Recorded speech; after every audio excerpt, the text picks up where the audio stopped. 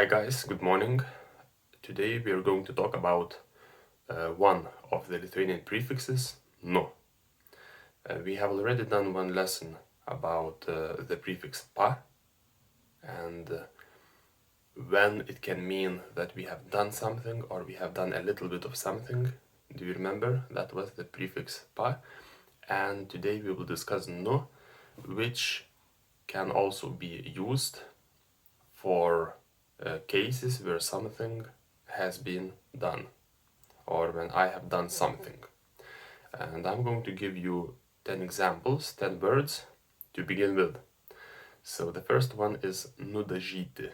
The word dažyti is to dye, to color, to paint, but not in an artistic fashion, just technically to cover something in paint or in color, okay? So nudažyti, aš nudažiau savo namo sienas. I have painted or I have colored, dyed the walls of my house. Aš nudažiau savo namo sienas.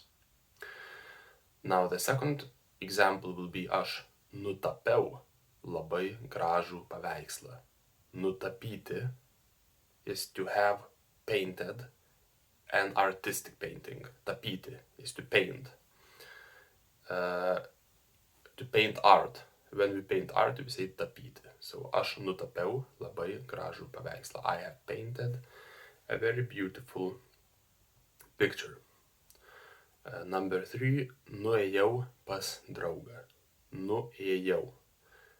We have talked about paėjau, which would mean I have walked for a little distance, for a certain short distance, paėjau.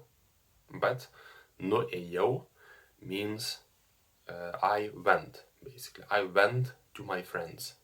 Nuėjau į parduotuvę. I went to the shop. I have walked to the shop. Number 4. Reikia nuplėšti pakuotės viršų. Plėšti, to tear or to rip. Nuplėšti, to have teared or to have ripped. Nuplėšti. Reikia nuplėšti. You need to or we need to rip or tear off pakuotės viršų. The top of the package. Nuplėškite pakuotės viršų. Rip off, tear off the top of the package. Number 5. Nupirkti. Nupirkti, to buy. Nupirkau, I have bought. Nupirkti is to have bought. Yes, pirkti is to buy. And nupirkau, I have bought. Aš nupirkau savo draugui automobilį. I have bought a car for my friend. Number 6. Darbininkai nupjovė medį. The workers have cut the tree or a tree. Nupjovė. When we're talking about cutting with a knife or a saw, we say pjauti. Pjauti. Nupjauti. To have cut. Aš nukirpau ilgus savo draugo plaukus.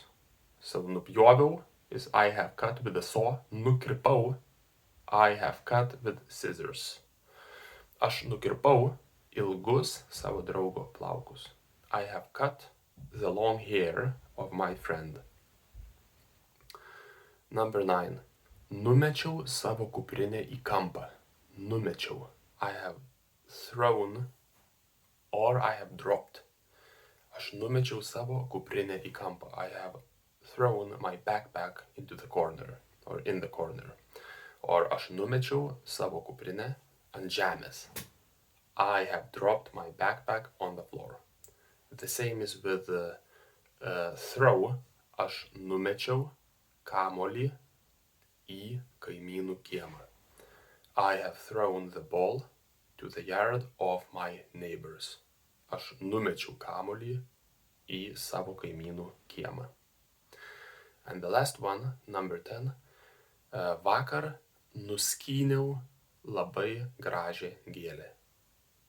Yesterday I have plucked a very beautiful flower. Skinti, to pluck. Nuskinti, to have plucked. Aš nuskyniau daug gėlių. I have plucked a lot of flowers.